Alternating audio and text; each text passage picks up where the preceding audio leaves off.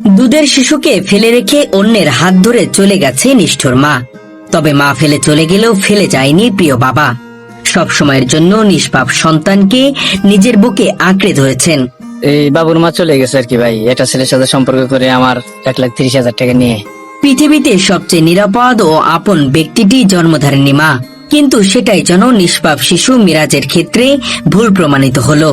আমরা পুরুষরা অতি বিশ্বাস তো করি তো মহিলারকে, কারণ মা জাত না, তো বিশ্বাসের উপর সে আমার কাছে একটা মোবাইল দাবি করছে। আমি একটা মোবাইল নিয়েও দিছি 27,000 টাকা দিয়ে। আমি অটো চালাই কয় টাকা পাই ভাই? আমি মোবাইলও কিনে দিছি 27,500 টাকা দিয়ে একটা মোবাইল কিনে দিছি। মোবাইল কিনে দেওয়ার 15 দিন পর পরেই বাসায় যেয়ে দেখি যে আমার সন্তানও নাই, আমার পরিবারও নাই।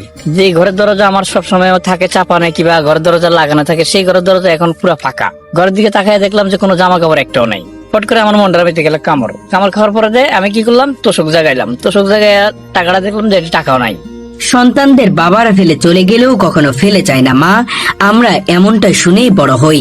কিন্তু বাস্তবতা কখনো কখনো এতটাই নির্মম হয় যে সেই বিশ্বাসকেও ভেঙে চুরমার হয়ে যায়। এই সন্তানটারে নিয়েই এই বিষয়টা আইসা বয়ে রয়েছি যে গাড়ির তলা মাথা দিয়ে মরে যাবো। আরেকবার নিজে প্রশ্ন করলাম যে আমি যে মরে যাবো তো আমার সন্তানটার কি হবে। অনেক সময় আত্মহত্যা করতে চেয়েছে। হ্যাঁ চাইছি, কিন্তু আমার সন্তানটার মুখের দিকে তাকাই আর পারলাম না। দুধের শিশু মিরাজের মায়াবী মুখের দিকে তাকালে যে কারো হৃদয় গলে যাবে, অথচ সেই নিষ্পাপ শিশুটিকেই ফেলে রেখে তার মা অন্য এক পুরুষের সাথেই নতুন জীবন শুরু করেছে। নারী কোন আর পুরুষ কোন, আপনাদের কাছে হাত জোড় করে মাপ চাই। আপনারা যা ডিসিশন নেওয়ার সন্তান হওয়ার আগে নিবেন, সন্তান হওয়ার পরে নিবেন না। কারণ দোষ আপনি করছেন, আমি করছি, কিন্তু সন্তান করার কখনো দোষ করে নাই।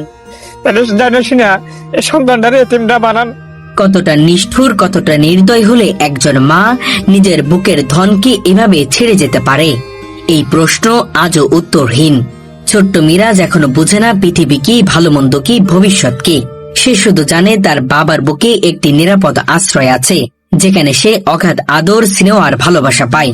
যে প্রকৃতভাবে একটা সন্তানকে মানুষ করতে গেলে কিন্তু তার মেইন হাত লাগে তার মায়ের। কিন্তু আমার এই সন্তানটারে আমি আজকে 6 মাস 26 দিন এরকম ভাবে আমি রাখতেছি, আজ পর্যন্ত সে কয় নাই যে বাবা তার মা কই।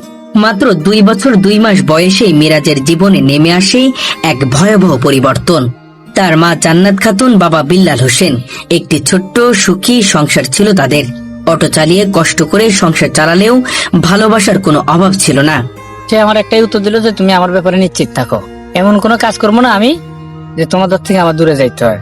তারপর লাস্টে আমি ভাই অন্ধবিশ্বাসে আমি ঘরে পরিবারে রাখছি, চলতে আসি, ফিরতে আসি, কামাই রুজি করতে আসি। তার 10 টাকা 20 টাকা যাই কামাই হয় আমি তার হাতে এনে দিই।